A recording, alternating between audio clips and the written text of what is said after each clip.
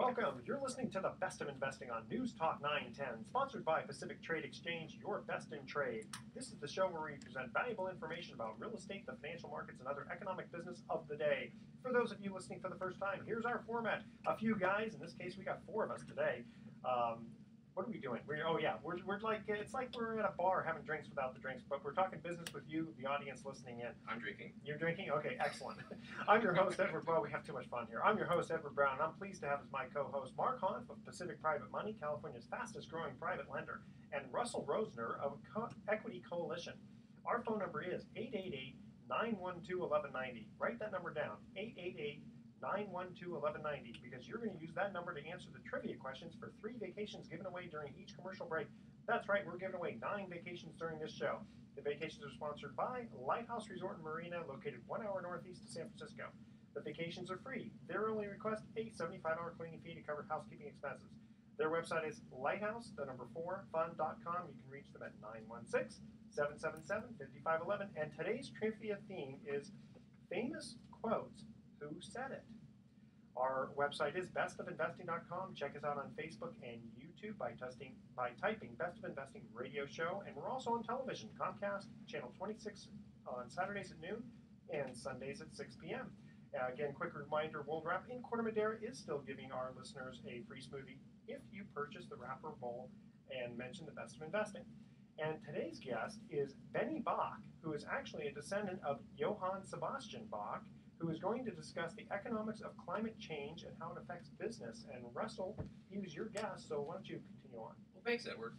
Yeah, well, before we introduce our guest here, I just wanted to maybe frame the show slightly, which is that, this is a show about investing, and we're hoping to discuss opportunities and investment options that might be created by rising temperatures or climate change in general. I think that this really isn't a show about what's causing climate change. It's a show about, basically investing. And I think that to give a real-life example, if we all owned a store in the middle of the desert in a small town, and next week we knew it was going to pour rain, we'd probably go out and buy some umbrellas. So this is a show about figuring out what umbrella to buy, I guess. So without further ado, we have Dr. Bennie Bach here.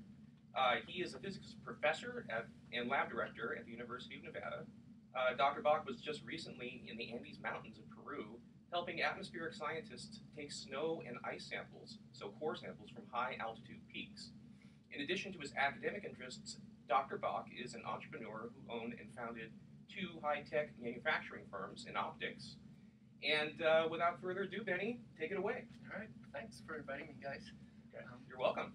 Okay, now I've told you beforehand that we're very nice to our guests. We don't get we try to get too controversial, but I do have to ask you about climate change. And let's say all of us agree that the Earth is getting warmer. So we're not talking about whether or not it's getting warmer. Let's just all agree that it is. My question is, how much does man have an impact on that? Because we've gone through at least 5 major ice ages in the last 25,000, 30,000 years, and man wasn't driving automobiles 15,000 years ago. Right. Yeah. And how do we know? So how do we know? Yeah, correct. So the climate in the past has both warmed and cooled. We've had warm periods. We've had glacial periods. Man was not the cause of those. Okay, but currently we're going through a warming period, but we don't believe that it's part of the natural environment. We do believe that it's man-made. Okay, and why would you think that it's not natural? Okay, so what they've done, and this is, in recent news, right? We had a scientific climate skeptic just recently change his mind when he's reviewed the data. Now he changed his mind from saying it wasn't there wasn't even global warming to now saying that it was global warming. Right? He's done 2 things actually. So when we're referring to Dr. Richard Mueller from Lawrence Berkeley Laboratories, so he stated, yes, okay, I've reviewed the data, and the climate is warming. He's also reviewed the data, and he's also said, and he believes that man is mostly responsible for that climate warming. So for all the other climate warming situations over the last so many thousand years, where it warmed over 300-400 years at a time, and man wasn't. I mean, it just seems to me that we're such a small part of this universe, how we could have that much such of an impact. significant Yeah. impact. So, well, what he did is one, he looked at. So we don't have records that go back a million years. Sure. That hasn't been around. He did use records that went back to about the time of the American Revolution. Benjamin Franklin's records, actually. Yeah, yes. correct. So we are able to look back that far. Okay, so we're not really able to look back and see what man's influence was, 100,000 years ago. Okay, but he did go back and he looked at the weather record, and he went back and he looked at variations in solar output. Okay, because the sun could have an effect. Sure. He looked at variations from, say, volcanic output and what volcanoes had done in the past to change the environment. Yeah, to because warm Mount the, St. Helens in 1980 that was a pretty major volcanic eruption. Correct. Yeah, and the temperatures worldwide went down by a few degrees right after that, by the way. Okay. So for example. with their analysis, his current analysis, he is able to, one, look at those various effects independently. So he's able to look at solar variation, solar variation does change, cause the climate to warm or cool. Well, interestingly enough, when you just mentioned about how with Mount St. Helens the temperature dropped. Now, Right. could one reason be that with volcanic? I'm not a scientist, but I'm just kind of trying to add some logic here. If you have a lot of volcanic ash, wouldn't that kind of put a sort of covering over to where the sun Exactly. couldn't penetrate? So it basically I just insulated. got my doctorate. You Thank just you very got much. it. Yeah, but there's something to say about Mount St. Helens. It was a big enough volcanic eruption to shield the Earth from the sun's rays and cool it, but it wasn't big enough to actually entrap the atmosphere for a long period of time. And in the past, you were mentioning that climate change couldn't have been caused by man because it didn't exist. 10,000, 100,000, well, millions of years ago. So what a lot of scientists are saying right now is that at least in one specific instance, a super volcano erupted, which would have been 100 times larger than Mount St. Helens, and actually enveloped the Earth in ash to the point where the Earth heated up because it had no way to exit the temperature or the higher temperatures back through the atmosphere. Okay. Mm-hmm. So he's able to look at the records, environmental records, weather records back a couple hundred years, and he's able to distinguish volcanic from solar from human interaction. So basically, greenhouse gases. And when you plot, what he did is he plotted that change in temperature versus humans' CO2 emissions, and those two effects track. They correlate to each other. Okay, but wouldn't you think that over, if you want to use millions of years, I mean, I'm more of a young Earth type person, but let's take that for a minute. If you look at millions of years compared to 250 years, isn't that a really small sample, even if it's exactly correlated? Correct. So it is a small sample, Yeah. but they said if you look at the global warming, you say, well, I postulate it's human effect, human emissions, global greenhouse gases.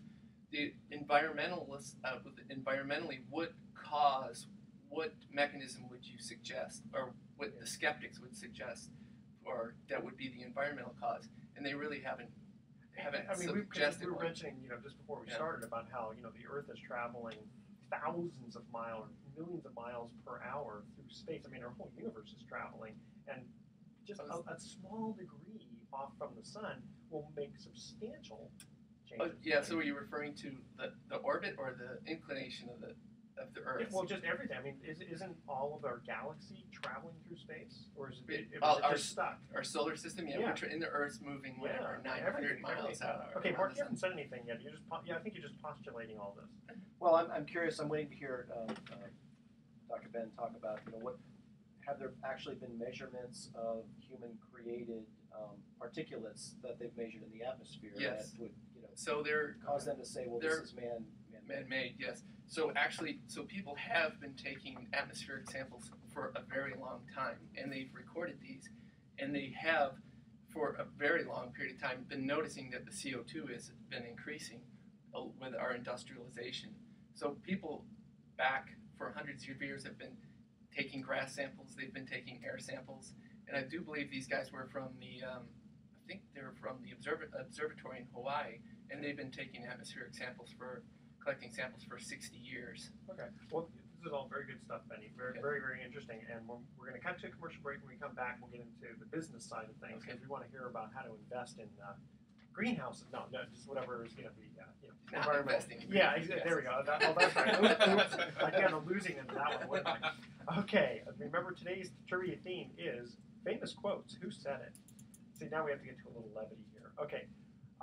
Here's our first commercial break. Here's our first trivia question. Who reportedly said, "Et tu, Bluto"? Oh, no, that was Popeye.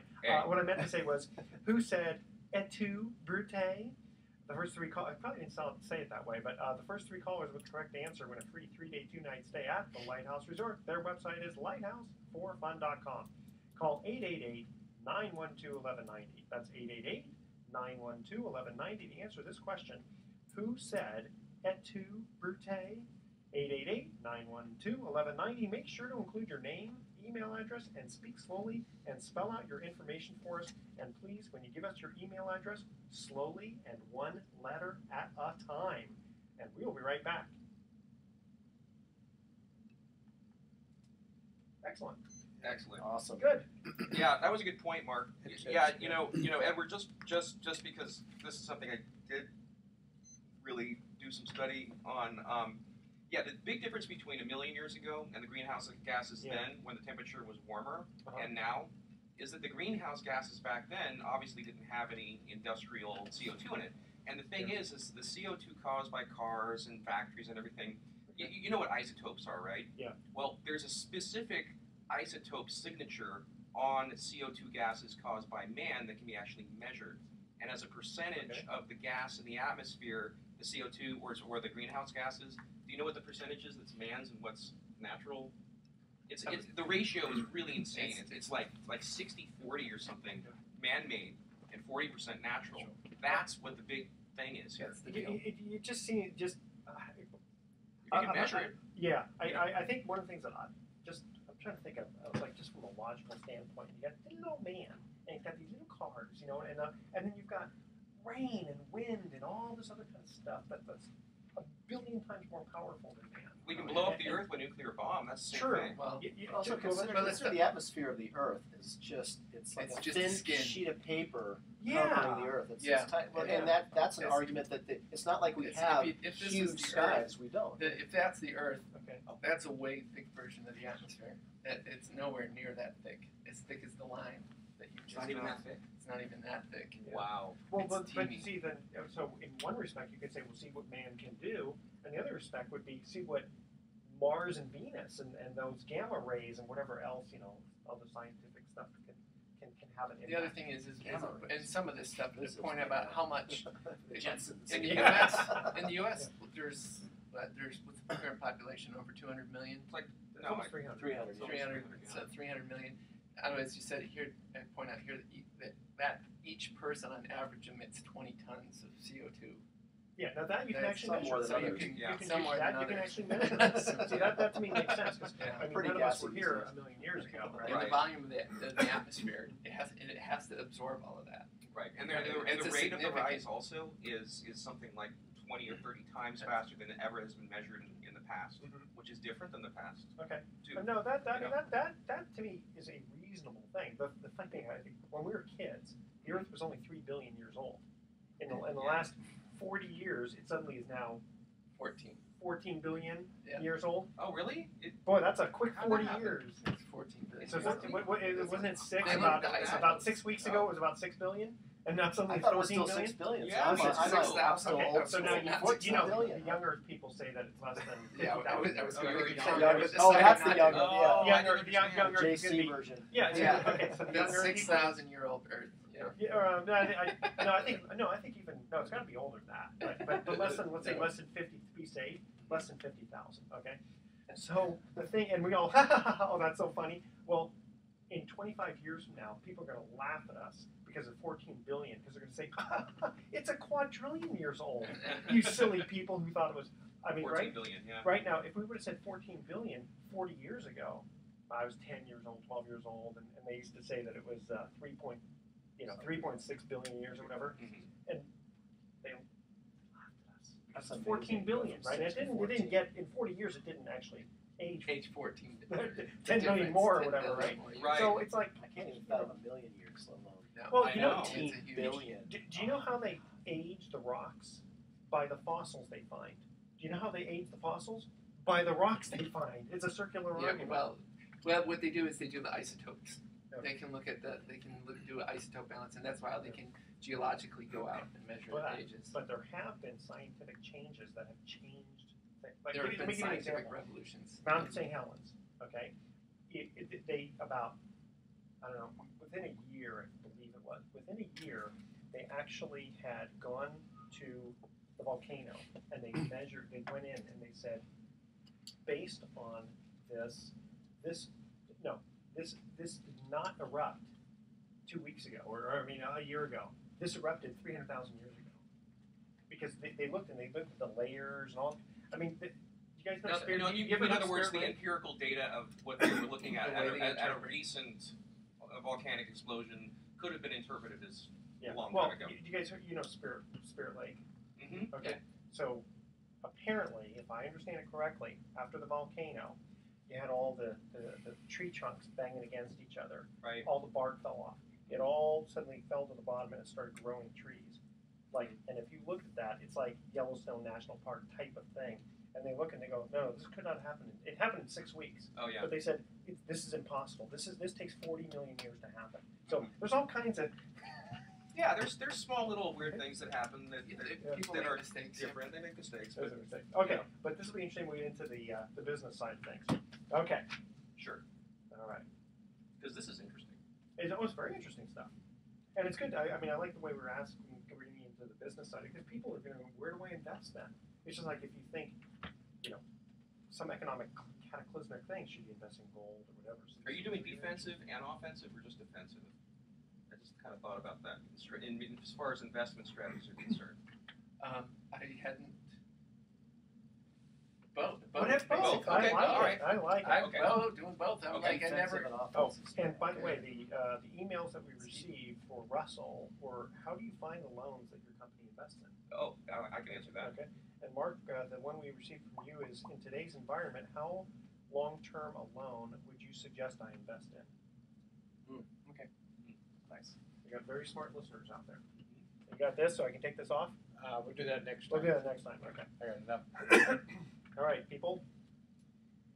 And away. Excuse me.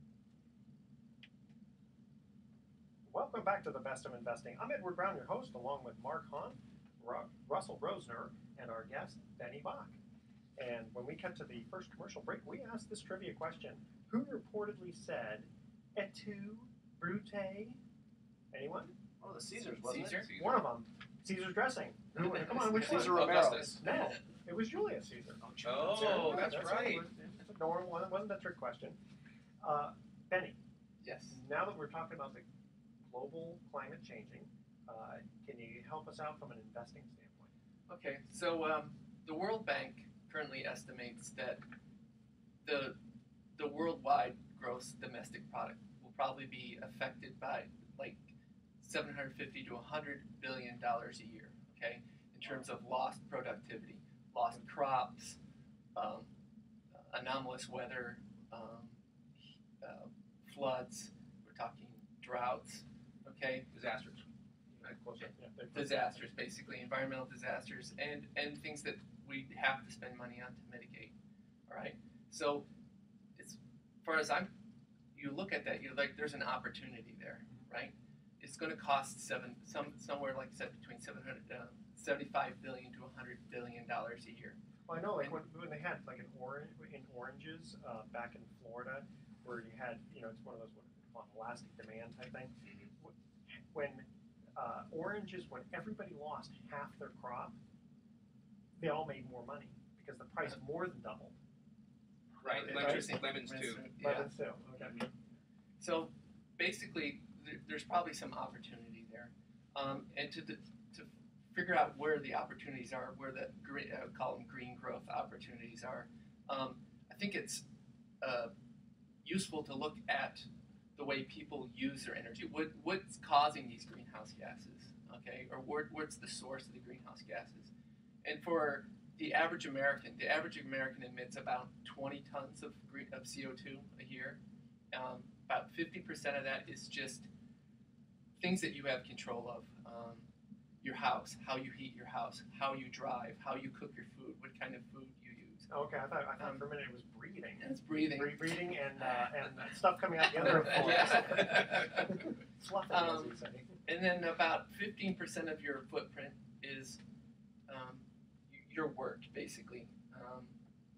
Or I should say like 25%, sorry, of the emissions is you going to work. Like and in my car? You're actually your computer at work, the power at work, the lights on need to be at work. You don't really have all that.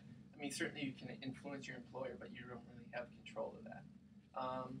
Then another about 10% of your emissions, which is about 2 tons, actually comes from public infrastructure, like lights on in City Hall, public transportation, street lights, another thing that you really don't have control over. And about 20% or 4 tons of a person's emissions, CO2 emissions, comes from actually the things you buy. And a large portion is actually we're not talking plastic toys or slippers, we're talking about food. A lot of those emissions come from food production. I'm sorry, but I have to eat.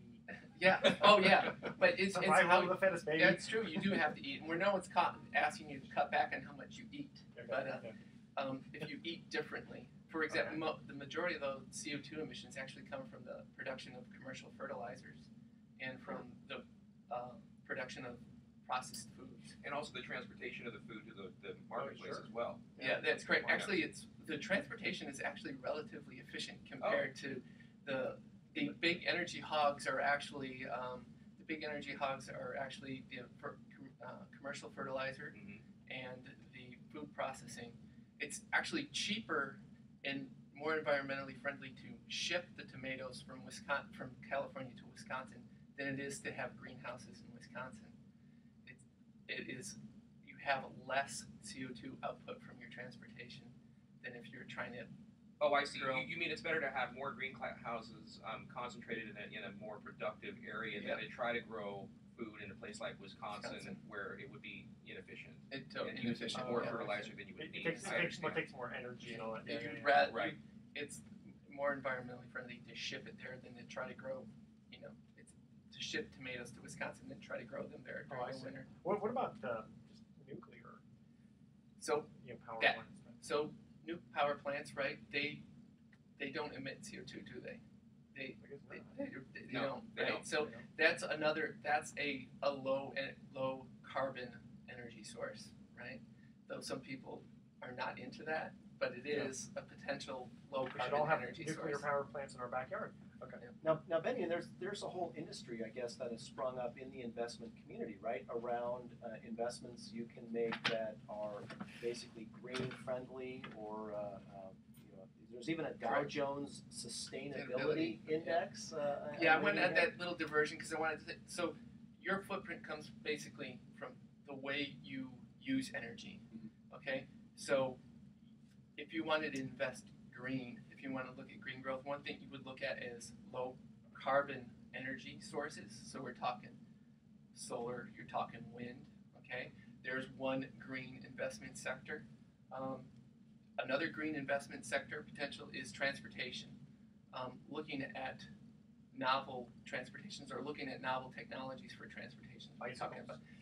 Well, that's not all that novel, but yes. Do I have to drive a Prius? You have to bicycling tomatoes to Wisconsin? No, I don't. Yeah, a bicycle built for it too. Now that's more efficient. Well, you know what's funny about it when you mention like a Prius, because I had talked to someone who was in the tire business, and they said, "Yeah, I don't understand." They go, "We love Priuses and other car hybrids because, but it's actually bad for the environment because they go through too many tires." Because the tires have to be a lot thinner in order to get that good gas mileage. But what happens is you go through tires so quickly, and tires, that ain't too friendly for the environment. Piles of tires. Well, they're recyclable. So we're talking one potential green investment sector, like I said, is low carbon, okay, or renewable energy. Other one to look at is transportation. Actually farming, organic farming. is another potential place to invest. I think the government will let you farm. I mean, because Right. didn't they do something with the tomatoes or just with fruits and vegetables that they did something so that you can't just take the seeds and plant them? There's something weird going on. It used to be in the old days you used to be able to just take seeds and plant and grow, but there's been some kind of genetic There's like a change. seed Oh, you mean- tax. Oh no, you're talking about the genetically modified crops. Like that- bananas. Bananas don't have seeds. They're all basically Off a tree. clones of each other. Okay. There is no such thing as a banana seed. Well, I know it comes from the tree. Fun Where did it facts come to know from? and tell. Yeah. Yeah. From the banana tree. Something like that. Yeah. Well, what I'm getting at is that they spent a lot of time creating very efficient banana trees, I Oh, guess. okay. And so 30 years ago, the Cavendish, I think it's The called. Cavendish. that- That's what we eat. That's what we Yeah. eat. That ended up pretty much taking over the whole banana market. In fact, your grandmother and great grandmother there were 4 or 5 different kinds of bananas that they could have eaten at the store when they were growing up. Really? Yeah, now we only have the one. But my point is that Plantains are not bananas, right? yeah, but these are really to a certain extent they're genetically modified bananas, and they don't have seeds. They just basically what's the word when they clone them, and that's how they create new crops. Fun fact number 47. Yeah. I guess coconuts don't have seeds either, but okay. Yeah. Let's see. So we did energy, we did transportation, we did food. Also, there's investing potential in pollution controls, and those pollution controls could either they could be financial markets, as in carbon trading, or they could be in technology, in new technologies. People are working on carbon capture and sequestration. Would that be? I don't want to get into politics, but do you think it would matter who gets into office? Yes, without a doubt. Really? Okay. Yeah. I mean, Because suddenly if Romney gets in, it's going to be like the hell with the environment. so yeah, it's because there are subsidies, right? There's government subsidies. There's distorting subsidies. So you could have distorting subsidies that favor photovoltaics, or you could have distorting subsidies that favor fossil fuels. So yeah, it's definitely so. You have to pay attention to that if you're going to look for a green sector to invest in. Yeah, politics. Who's in So charge? should people wait until after the election to decide? Just so take your you money can- out and hide it in your mattress. You Yeah, can right vote now. green. Yeah, that's that's green. That's a good point. Yeah. Thank you very much. Yeah. Okay, we're going to cut to our second commercial break. Benny, stay in the studio with us. It's kind of fun having you in here. I like Thanks. this.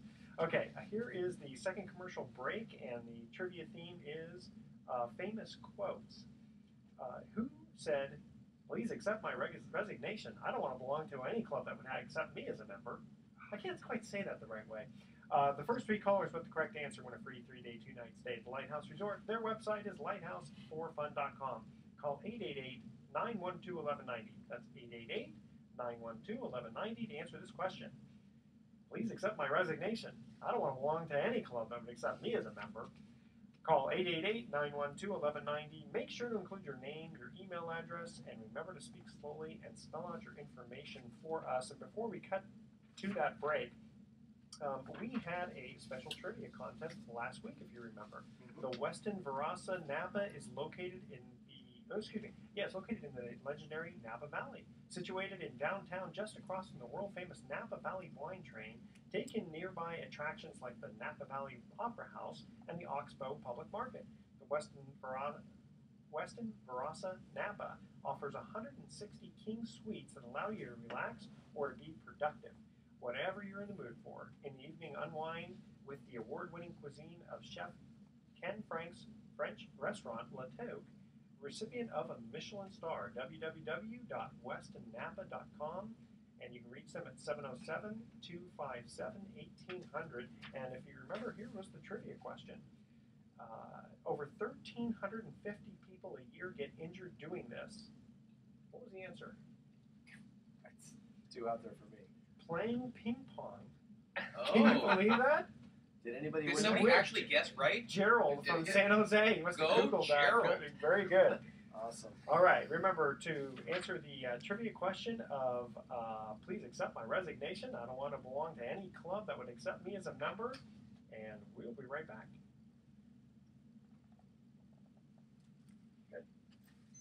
All right. All Okay, right. let me help you out. Yeah, I'm gonna take this. You're kind of being. Yeah, I noticed what he was Active saying. on I'm short. Would you like your laptop to your No, right no, so you can read it? There we go. I love that you Would got that be easier for you? treehugger.com. I think that's so funny. Green chip There we go. stocks, treehugger, green money journal. Green Yeah, I was news. going to mention at the Yes. end of the show, I have I put all these links on my website, Okay. so I could we could offer that. to Oh, people if they want absolutely. to go. Yeah. See the links. What do you got there, Mr. Brown? Well, we have a something Any for you, hotter? my friend. Any hotter than the shorts coming off? That's right. Better turn that camera off. Turn the camera on. I weren't happy to. World's largest kite-powered ship. High-powered ship. That's Yeah. interesting. Kite-powered ship. Yeah, I heard about that. Yeah, that they were they just put the kites up in the air and then They the have a wind computer blows control and and they do computer this. controls them even. They have just like a kiteboarder, and They pull the ships. it pulls the ships. Giant kites. It's great that we don't have to use engines. Right? Yeah, there. right. Yeah, sure.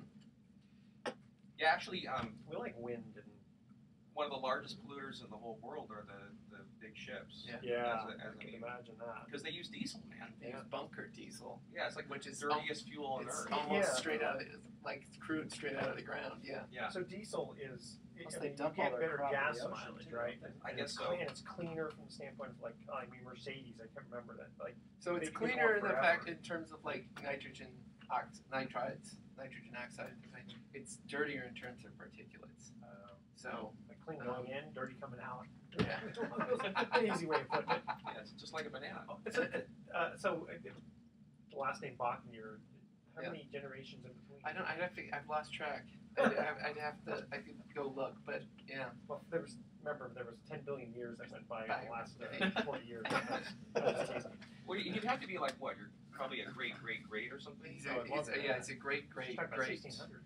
He's a great Oh, 16. Oh. Bach. What do I know? He's a great I don't know. uncle. If you like type in my name like in the Wikipedia, like Bernhard Wilhelm, it's Johann Bernhard Wilhelm Wolfgang Bach. So he was Johann's the cousin. But it's all on your dad's side. It's on my That's how you got dad's the Bach part. side. Yeah, you can see my brother's names. You can see mine. Look at my name. You can see all the names. So you were how they named come. after him in the middle, his middle name or something, right? Yeah, I didn't. Yeah. That's cool. Pretty brilliant guy. Not only a good composer, but very, very intelligent. He was a young Earthman, by the way. It was- I guess they all were. They all were. Or they got burned at the stake if they weren't. Disincentive to be creative back then. That's serious disincentive. Just remember, That's good. the Earth is not flat anymore. Just remember that. Okay, Okay, good. get into email time. Okay. All right. Yahoo. And away.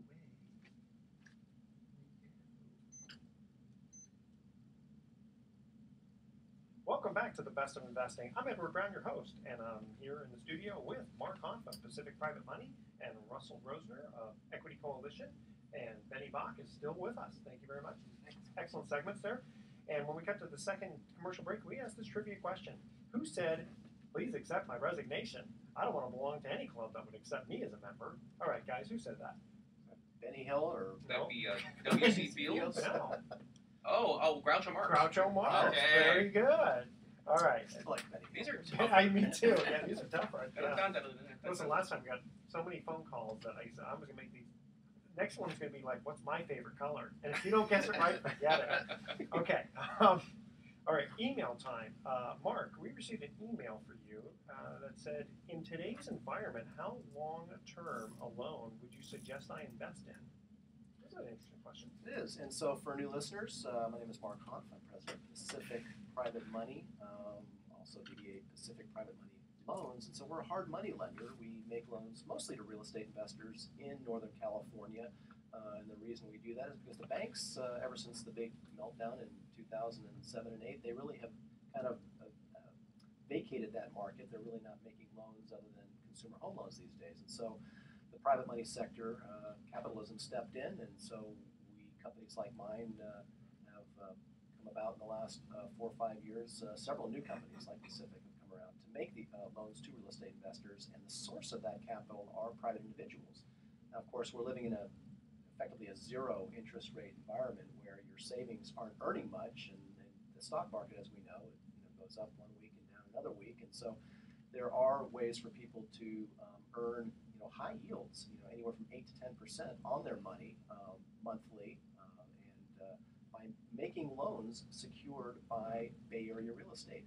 And so what's interesting about these loans is they're generally short term, and so in this environment where there's an awful lot of disagreement about what's going to happen in the economy in the coming years. Are we looking at potentially hyperinflation? Are we looking at? I mean, there's just a lot of unknowns out there and insecurity. So many of my investors don't want to invest long term, meaning 5 years, 7 years, 10 years out, but they like the idea of being able to earn high yields, i.e., 8 to 10%. By making these real estate secured loans for 12 months, 24 months, possibly even 36 months. We're talking about, and a 3-year loan in the hard money world is actually a fairly long-term loan. So for example, the type of loans we make are to people who are in that area of real estate where they're buying, fixing, and flipping property. And that is, believe it or not, has been a very strong demand for capital in the last couple of years, has been for investors, real estate investors buying, fixing, and flipping. Well, so the nice thing about the 3 years is that economics change so quickly that it's nice to not get locked in. And if you were to do a 25-year loan, there's nothing to stop the borrower in case interest rates go down for refinancing anyway. Well, that's exactly right. So what's nice about investing in a hard money loan is that you don't tie up your money for long term. So the fix and flip market, for example, is generally you get your money back in less than a year. So I've got investors who really like that 6-month window. Then I've got investors who don't want to invest for less than a year. And then I've got investors who like the 2 years. So everyone has a little bit of a different appetite for the types of loans they'd like to fund. And the good news is that we get demands kind of all over the market. Now, the one area that we don't serve are those who are buying rental property and can't get a bank loan and would like maybe a 5 or 7 or 10 year. And so our particular company, at Pacific, we don't serve that. I think actually Russell's company might have some sources for longer term financing for that. But Indeed, we do. And so generally we're in the short term market, 8 to 10% returns to our investors. And this would be secured by Bay Area real estate with title insurance, with hazard insurance in their name. So you've got security and insurability factors there that make it a safety and security features are pretty compelling. Sure, and especially if you're paying 10% monthly, that's 120% a year. No, I'm just kidding. I know. Annualized. Annualized. Oh, yeah. You get your interest monthly, but it's an annualized return between 8 to 10%. 0.83333% per month. Okay. And for more information, we do have a website, of course. Our investor website is at pacificprivateinvestments.com. That's investments plural, pacificprivateinvestments.com, or you can always go to the Best Investing website and click the link there. Yeah, because your default rate is really low. It is. Yeah.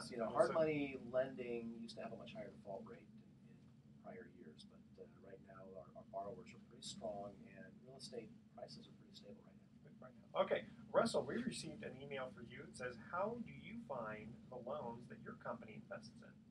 That's a good question. Well, to start off with, I'm Russell Rosner here. My company's called the Equity Coalition, and to start off with, people often just find us on the internet by Googling a need for private financing. We do very similar things to Mark's company. We also work with a number of funding sources that are out of the box. We work with hedge funds. We work with insurance companies. We actually do work with banks, believe it or not. And you do larger loans. We do much larger loans, but we don't mind doing smaller loans too. But we focus on the Western United States. And back to the question, when somebody is looking for a loan, they typically don't have a lot of options if they're looking for a loan that is something outside of the banks. So again, most people that find me will Google private money San Francisco or hard money San Francisco. Another way we get loans is that I actually have some staff members that are pretty entrepreneurial, and we sent an individual over to the courthouse steps in the various counties of California, and they met buyers directly and told them, hey, do you need financing? And we got some great leads that way. Another person that works on my staff I call her a dialer. Her job is to get on the phone and call up leads. And we interface quite a bit with real estate agents in the Bay Area who have clients that are invested. Yeah, I would think that that would be a good source, would be the real estate agents. Right. So if there's any aspiring loan officers out there that are trying to drum up some business, real estate agents are a great referral source. And then finally, I think that people do find me through this very radio show and through my blog. And before I forget, we're going to go into some real detail here about investing in climate change. I want to mention that Dr. Bach has put together a pretty extensive list of links that people can go to after the show. We obviously can't spell them all out here, so you can go to my website at www.equitycoalition.com, click on the blog button, and the show notes will be right there, and all the links will be right there too. Excellent. Okay, we're going to cut to a quick break here, and when we come back, we'll get into just what else is going on economics-wise. And the theme today is Who Said It? Famous quotes. All right, who said this one? When I was a kid, my parents moved around a lot, but I always found them. I don't get any respect. The first 3 callers with the correct answer win a free 3-day, 2-night stay at the Lighthouse Resort. I'm telling you, this should be illegal. We're having so much fun here.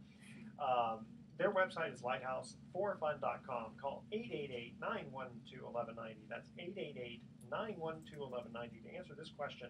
Who said, when I was a kid, my parents moved around a lot, but I always found them.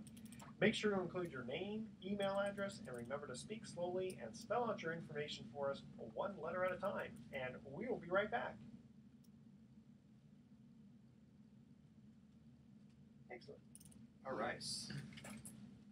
I feel like I finally plugged myself pretty well. You did. Good plug. Yes. So what can we delve into on the 4th? Yeah, the 4th segment. Benny, what haven't we talked about? That's like So- just So screaming talk at about us. we talked about this. Talked about the sectors. So basically, the next part of it was like how to choose it. How to choose a sector. Okay. If you want, that's what my thinking was. Okay. How do you choose a sector? And I guess maybe you might want to. Oh yeah, then you have. But don't forget about how to find the green growth opportunities. Yeah. Right. The joint an investment club, mutual Oh, yeah. funds. That's a good few minutes right there. We'll get back to Benny. That's some good stuff to talk about. Because people are always, wanting to get.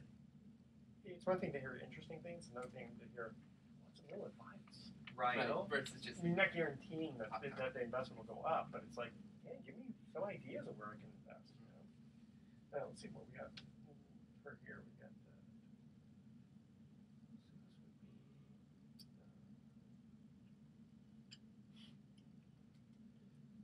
Screen greenwashers. What's a greenwasher? somebody who's saying they're green, that their business is green and it's not. Basically, Like you can have. Chevron. I've come or you can have. across- I've seen it with realtors. There's realtors. We're Yeah. green realty I company. know. What does that mean? What does that mean? I've seen green jewelry companies. We make silver that is, we make jewelry out of silver that's been harvested greenly from Peru, and you're like, Yeah. mined greenly. Or recycled maybe. Yeah. But it's funny, like gold for the most part is recycled. They rarely like dig gold out of a mine and And make a then throw it ring out away. of it. They just melt. It's Russell like- and I are green money lenders. That's right. Yeah. We lend green money. They don't really. The banks don't. Yeah, put the old money out in the back of the dumpster, right? You remember you said about tires being recyclable? Yeah. But how much energy does it take to recycle those? It You know, depends. It pollution? depends. Actually, Yeah. it depends on the material. Yeah. Like They gotta get all the aluminum. metal out of there too Yeah. and stuff. Yeah. So aluminum is very expensive Steel belt. to manufacture, to recycle glass. Not so it's a fraction Why of don't we it. all just live in tents again?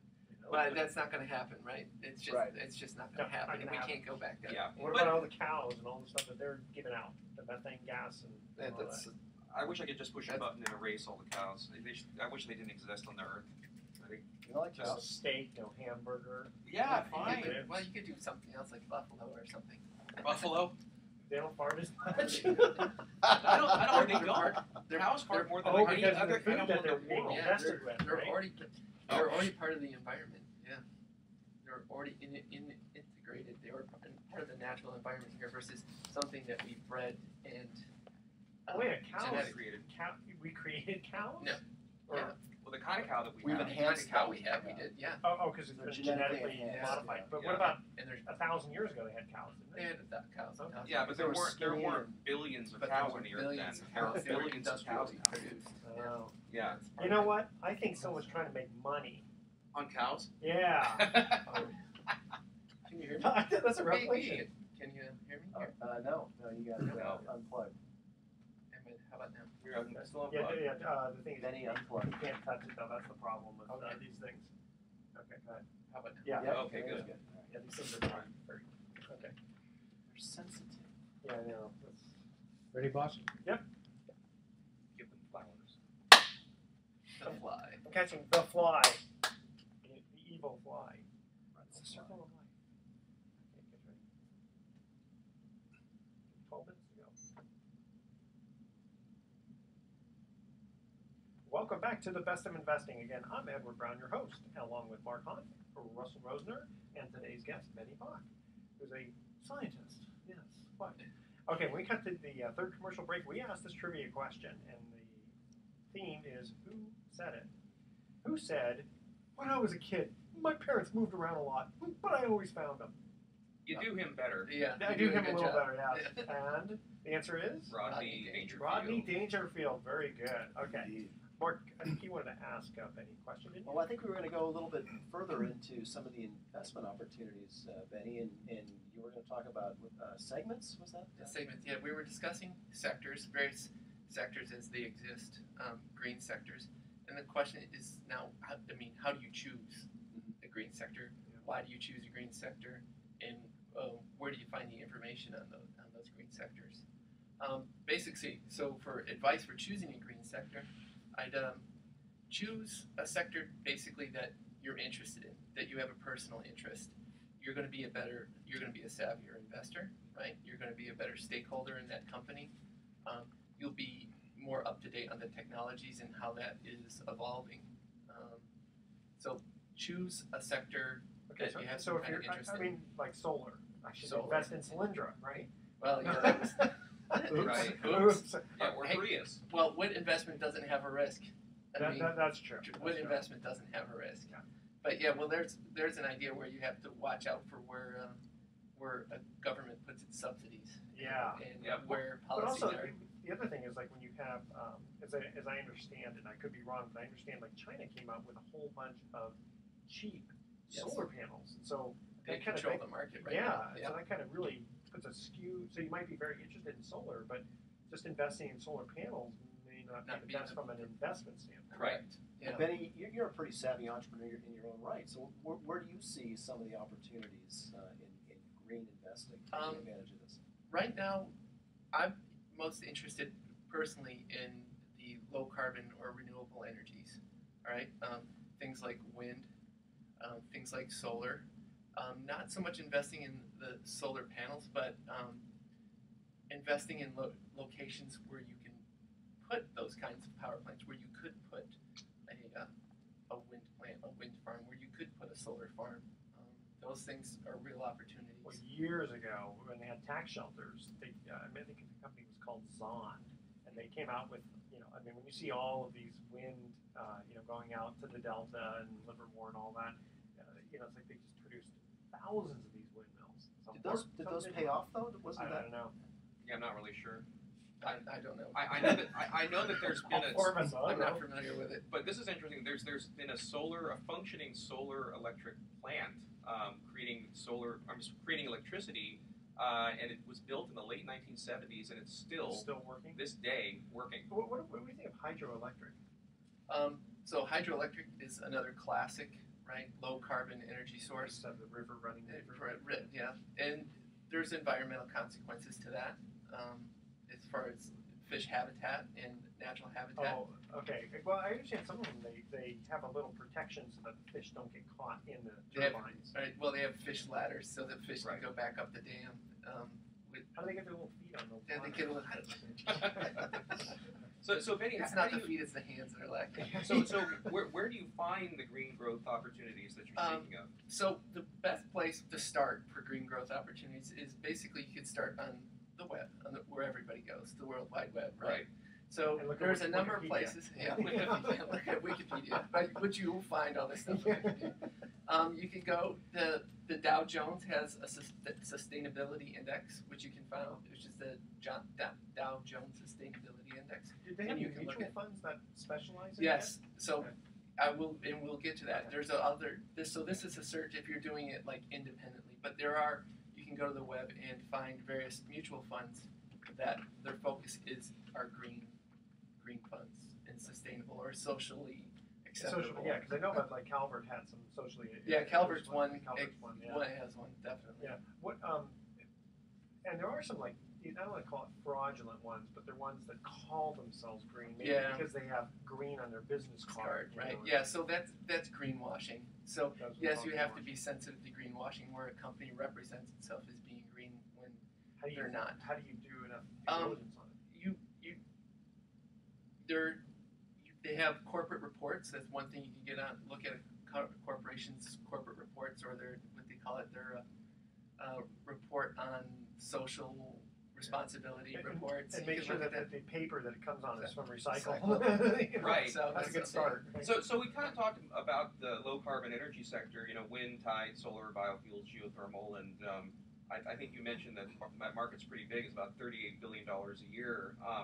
Now you also mentioned a few other ones, but one you haven't really mentioned is the pollution control sector. Can you tell us a little bit more about that? Right. So the pollution control sector, currently, when I looked it up, it's this year, or what I should say, in 2011, it was worth about $176 billion, mainly in Europe, and that's a financial market where they're trading. Basically, they're doing carbon offsets. Oh, yeah. Okay, and so that's big in Europe.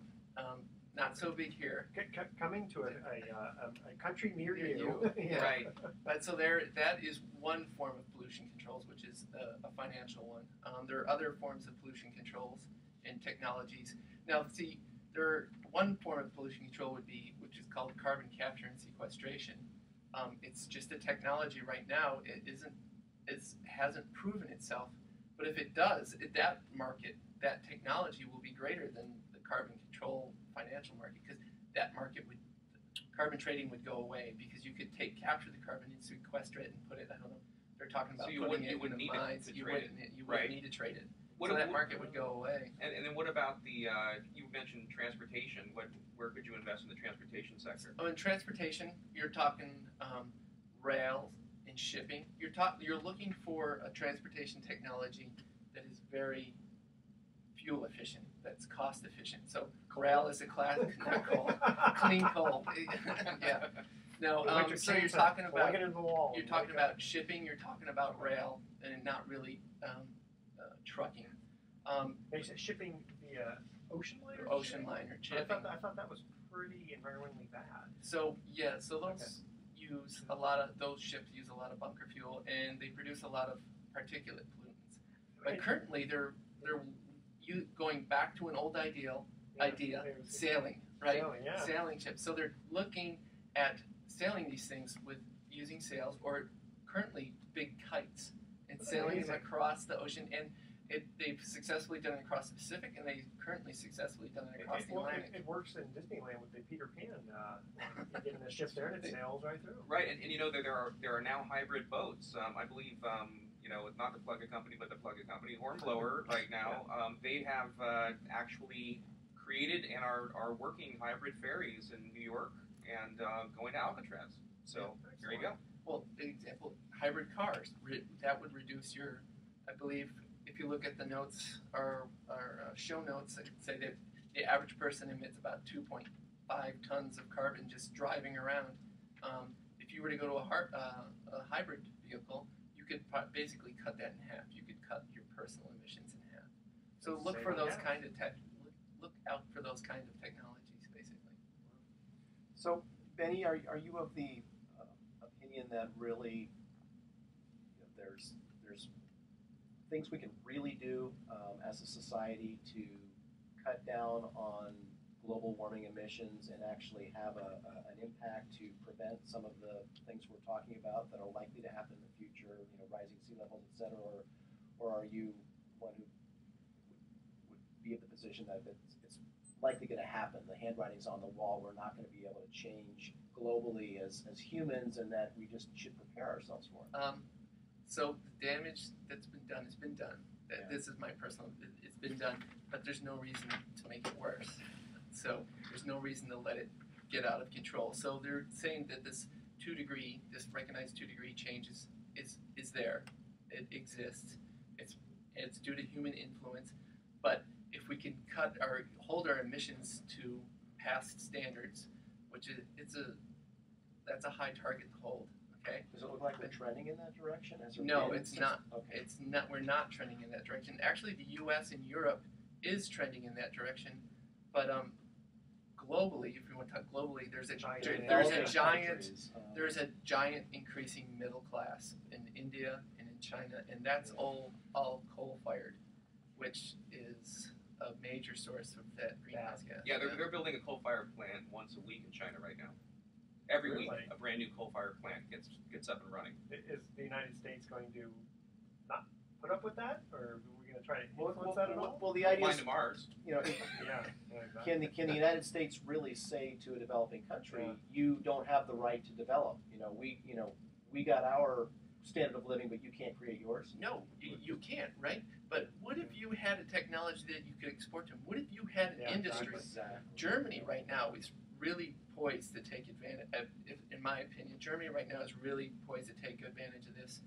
After Fukushima, Angela Merkel unilaterally basically had 7 of the nuclear power plants shut off. So we're going to go to renewable sources of energy. And currently, overnight basically, since Fukushima, the country of Germany gets 20% of its energy from renewable sources, basically wind. Well, yeah. I personally, I'm a conservationist. I'm not an environmentalist, as the technical term. I recycle as much as I can. I reuse paper clips and stuff like that. Probably because I'm cheap. But You said it. You said it. Okay. Well, guys, we're going to have to cut out here. Benny, thank you very much for giving us Yeah, thank you. interesting, more than just tidbits on the environment. It's All right. stuff. Here's some thoughts for the day. Should you believe a chronic liar if he admits that he is a chronic liar? And why is it that dogs love to hang their head out of the car window, but will get mad at you if you blow in their face? I don't get it. Okay, next week we might have the answer to these thought-provoking questions. And with that, tune in next week to the Best of Investing. We're going to be giving away 9 more free vacations for answering trivia questions. Thanks for listening. On behalf of our team, I'm Edward Brown, wishing you the best of investing. So long. Excellent.